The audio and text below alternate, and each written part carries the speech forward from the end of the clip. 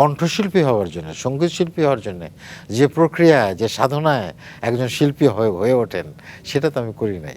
একটি সিনেমায় আপনি যে গানটি গেয়েছিলেন, সে গানটি যিনি লিখেছেন, যিনি সুর করেছেন, দুজনই জাতীয় চলচ্চিত্র পুরস্কার পেয়েছিলেন, মানে শ্রেষ্ঠ গীতিকবি হিসেবে, শ্রেষ্ঠ সুরকার হিসেবে, কিন্তু শ্রেষ্ঠ সঙ্গীত শিল্পী হিসেবে আপনি পুরস্কারটা পাননি। এটা অবশ্য আমার কাছে অতটা খারাপ লাগে নাই। আচ্ছা কেন লাগে নাই? কারণ আমি নিজেকে কখনো কণ্ঠশিল্পী মনে করি না আসলে। আচ্ছা। যদিও আমার গান অনেকে সবাই পছন্দ করে, তা আমার কাছে মনে হচ্ছে যে হ্যাঁ, আমার হয়তো কোথাও ব্ল্যাকিংস আছে, বা আমি তো নিজেকে আসলে কণ্ঠশিল্পী হিসেবে সেভাবে প্রস্তুত করি নাই। তো যেটা আমি নিজেকে প্রস্তুত করি নাই সেইভাবে, সেটা আমি আসলে দাবিটা করি না আর কি। কারণ আমি হয়তো যে যেমন মামুন ভাই বললেন, হাকিম বললেন, হ্যাঁ, তারপরে লাবলু, সবাই পছন্দ করে যে আমরা গান গাইতাম, নাটকের দলের জন্য গান গাইতাম।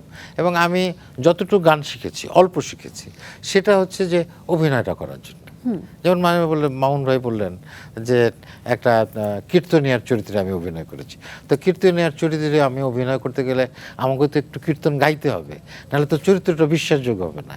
আমি যদি সুরে, তালে, লয়ে ঠিকঠাক মতো গানটা না গাইতে পারি, কীর্তনটা না ধরতে পারি, তাহলে তো দর্শক যিনি দেখবেন নাটকটি, তিনি তো বিশ্বাস করবেন না যে আমি একজন কীর্তনী। একদম। তো একজন অভিনেতার কাছ থেকে আমাকে বিশ্বাস করানো, আমি তো আসলে কীর্তনিয়া না।